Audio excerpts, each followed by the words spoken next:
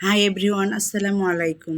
কেমন আছেন সবাই? আজ দেখাবো কিভাবে ঘরে বসে খুব সহজেই আপনি রোস্ট তৈরি করে নিতে পারেন। আমার ভিডিওটি ভালো লাগলে ভিডিওর সাথেই থাকুন আর পুরো ভিডিওটি দেখুন।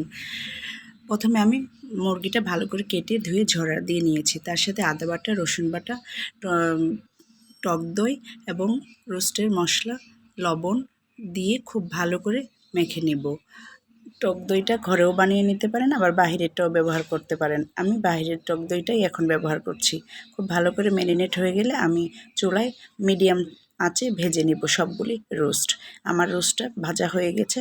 আমি মিডিয়াম চাপ আঁচে ভেজেছি যাতে পুড়ে না যায়, এদিকে রোস্টগুলি ভেঙেও না যায়।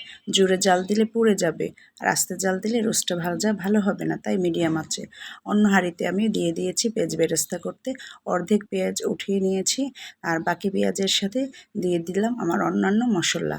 এখানে আমি একটু অল্প মশলা ব্যবহার করব, যেহেতু আমার 6 পিস, তাই আমি 1 চামচ আদা বাটা, 1 চামচ রসুন বাটা আর 1 চামচ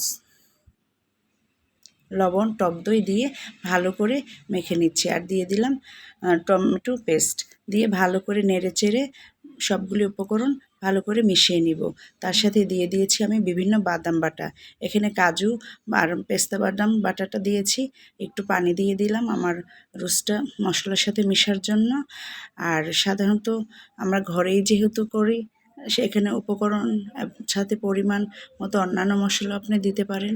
বাদাম আর দুধ রোস্টটাকে অন্যরকম একটা স্বাদ আর ফ্লেভার নিয়ে আসে। তারপরে দিয়ে দিব কয়েকটা আলু বোখারা। বাস, আমার রোস্টের সব মশলা দেওয়া হয়ে গেল। এবার নামানোর আগে সামান্য একটু যদি মনে হয় চিনি মেশানোর প্রয়োজন, আপনি হালকা একটু চিনি দিতে পারেন। এটা আপনার উপর নির্ভর করে। তারপর নামানোর একদম আগে আমি মিশিয়ে দিলাম একটু ঘি। ঘিটা রোস্টটাকে অন্যরকম একটা ফ্লেভার নিয়ে আসবে আর স্বাদটাও বাড়িয়ে দিবে।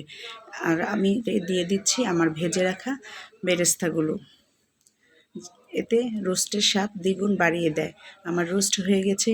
এবার আমি ডেকোরেশন করে নিলাম কিছু বাদাম কুচি আর পেঁয়াজের বেরেস্তা দিয়ে। সবাই ভালো থাকবেন। আল্লাহ হাফেজ।